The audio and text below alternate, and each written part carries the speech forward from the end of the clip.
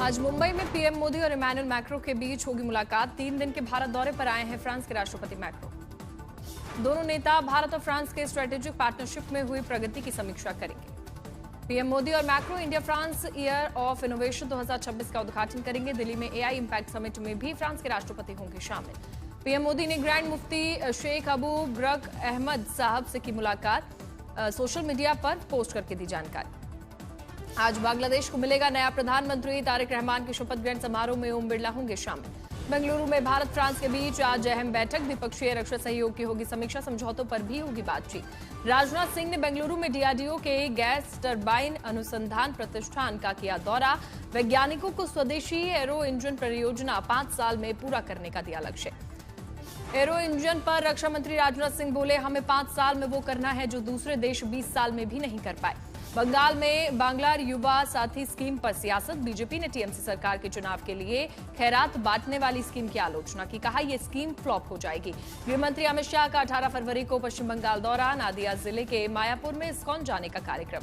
अमित शाह ने अपने आवास पर की पश्चिम बंगाल के नेता विपक्ष शुभेंदु अधिकारी से मुलाकात। बंगाल चुनाव को लेकर हुई चर्चा।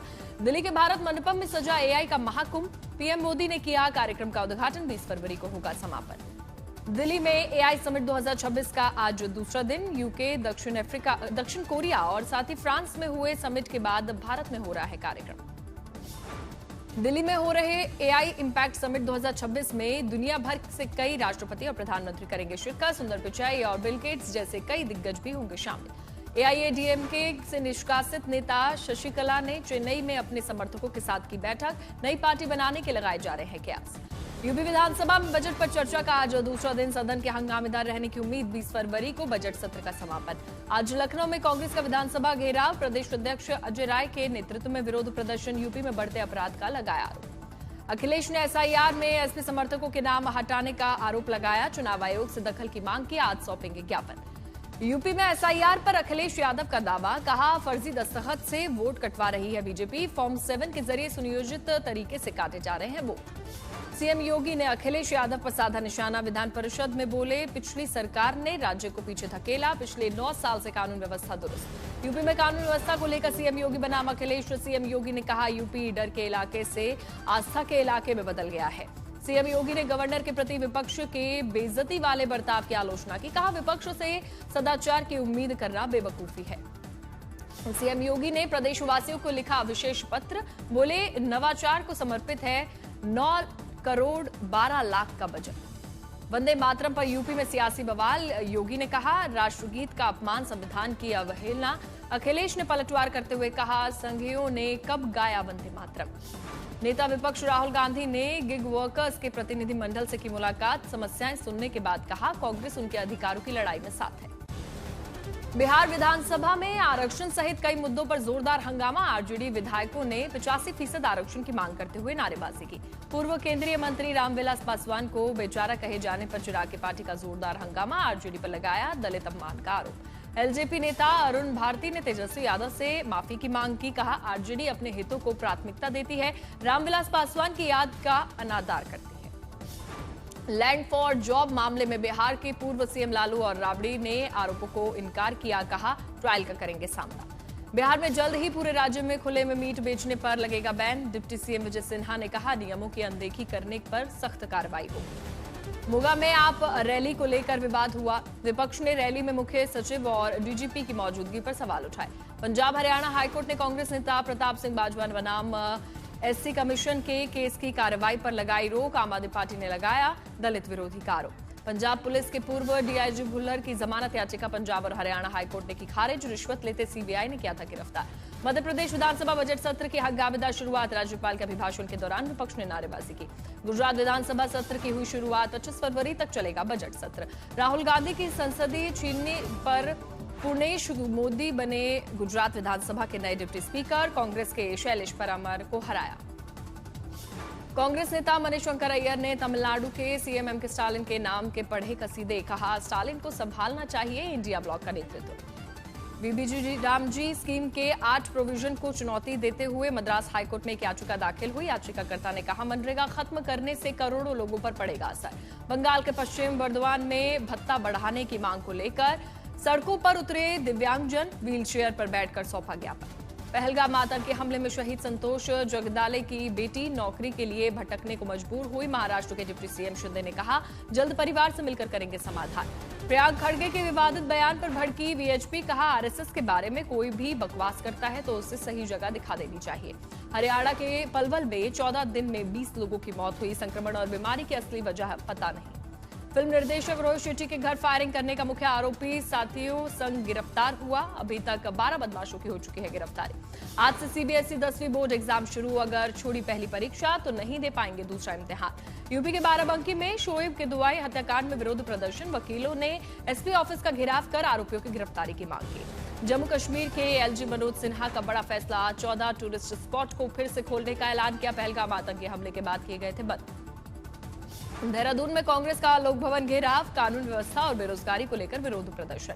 ग्रेटर नोएडा में पानी से भरे एक गहरे गड्ढे में गिरने की वजह से मासूम की मौत हुई। ग्रेटर नोएडा अथॉरिटी पर लग रहा है अनदेखी का आरोप। कर्नाटक के कोपल में इजरायली टूरिस्ट से गैंगरेप के 3 दोषियों को मौत की सजा, साथ ही ट्रैवलर की नहर में धकेलकर हत्या कर दी गई थी। जेईई मेंस के पहले एडिशन के नतीजे घोषित, 12 छात्रों को मिले 100%। भिवाड़ी अग्निकांड मामले में कंपनी मालिक, सुपरवाइजर और ठेकेदार के खिलाफ एफआईआर दर्ज हुई। बिना एनओसी को हो रहा था फैक्ट्री का संचालन। राजस्थान के मुख्यमंत्री भजनलाल ने मृतकों के परिजनों को 3-3 लाख की आर्थिक सहायता की घोषणा की। हर संभव मदद का दिया भरोसा। भिवाड़ी अग्निकांड में डीएनए टेस्ट से हो रही है मृतकों की पहचान। मरने वाले 8 मजदूरों में 5 बिहार के मोतिहारी जिले के थे। हादसे की जांच में जुटा प्रशासन। राजस्थान के भिवाड़ी अग्निकांड के दौरान हुए धमाके का सीसीटीवी वीडियो आया सामने। 8 मजदूरों की हुई मौत। जयपुर में एक कबाड़ गोदाम में लगी आग से अफरा तफरी मची। कड़ी मशक्कत के बाद पाया गया काबू। एमपी के भोपाल में मैरिज गार्डन में गैस सिलेंडर फटने के कारण लगी भयंकर आग। जोरदार धमाके के बीच अफरा तफरी, कोई हताहत नहीं। तेलंगाना के मेडक में कंपनी के स्टोर में लगी भीषण आग से हड़कंप मचा। दमकल की गाड़ियों ने पाया आग पर काबू। पुणे में एक सोसाइटी की दुकान में लगी आग से हड़कंप मचा। आग की लपटें और धुआं दूर से दिखाई दिया। दुकान पूरी तरह से जलकर खाक। फरीदाबाद की केमिकल कंपनी में ब्लास्ट के बाद लगी भीषण आग। 3 पुलिसकर्मी समेत 35 लोग झुलसे, सभी घायलों का चल रहा है इलाज। बिहार के बेतिया में हाईवे पर बोलेरो और बाइक की जोरदार भिड़ंत। टक्कर के बाद बाइक में लगी आग, युवक गंभीर रूप से घायल। छत्तीसगढ़ के राजनांदगांव में केमिकल फैक्ट्री में लगी भयंकर आग। दमकल की टीम मौके पर पहुंची। पुलिस ने इलाके को सील किया। पुणे से मुंबई की ओर जा रहे एक कंटेनर में लगी भयंकर आग। समय रहते ड्राइवर ने कूदकर अपनी जान बचाई। उदयपुर में एक घर में मेन गेट से फांदकर घुसे नकाबपोश बदमाश। घर से सोना चांदी सहित कैश लेकर हुए फरार। बिहार के खगड़िया में ट्रक और स्कॉर्पियो की चपेट में आने के कारण 5 लोगों की मौत हुई। विरोध में ग्रामीणों ने नेशनल हाईवे जाम किया। जयपुर में चोर ने पहले आराम से समोसा खाया, फिर बाइक लेकर हो गया वहां से फरार। सीसीटीवी में कैद हुई पूरी घटना। टी20 विश्व कप में श्रीलंका ने ऑस्ट्रेलिया को 8 विकेट से हराया। वर्ल्ड कप से कंगारू लगभग बाहर हुआ। लंकाई टीम ने सुपर 8 में बनाई जगह। टी20 विश्व कप में इंग्लैंड ने जैसे तैसे बचाई अपनी इज्जत। आखिरी ओवर में इटली को 24 रन से हराया। सुपर 8 में बनाई जगह। टी20 विश्व कप में यूएई को 5 विकेट से हराकर अफगानिस्तान ने दर्ज की वर्ल्ड कप की पहली जीत। सुपर 8 की उम्मीदें अभी भी बनी हुई हैं। कोलंबो में पाकिस्तान के खिलाफ जीत के बाद अहमदाबाद पहुंची टीम इंडिया। 18 फरवरी को नीदरलैंड से होगा मुकाबला। भारत की जीत से पहले मुंह छिपाकर स्टेडियम से भागे पाकिस्तान क्रिकेट बोर्ड के अध्यक्ष मोहसिन नकवी हार का नहीं कर सके सामना। अभिनेता राजकुमार राव ने फिल्म निकम की शूटिंग पूरी की। किरदार के लिए 9 से 10 किलो वजन बढ़ाया। राजपाल यादव को मिली जमानत। 2.5 करोड़ रुपए किए जमा। 18 मार्च को अगली सुनवाई। भारत और ब्रिटेन के बीच फ्री ट्रेड एग्रीमेंट इस साल अप्रैल से लागू होने की संभावना। पिछले साल जुलाई में हुए भारत यूके एफटीए पर ब्रिटिश संसद की मुहर लगना बाकी। आरबीआई ने डेटा के मुताबिक भारत के विदेशी मुद्रा भंडार और गोल्ड रिजर्व में भी कमी आई। गिरावट के बावजूद 11 महीने से ज्यादा के आयात को कवर करने के लिए पर्याप्त भंडार मौजूद। फरवरी में विदेशी निवेशकों की भारतीय बाजार में वापसी। अमेरिका भारत ट्रेड डील के बाद फरवरी के पहले 2 हफ्तों में एफपीआई ने शेयर बाजार से करीब 3.5 करोड़ रुपए लगाए।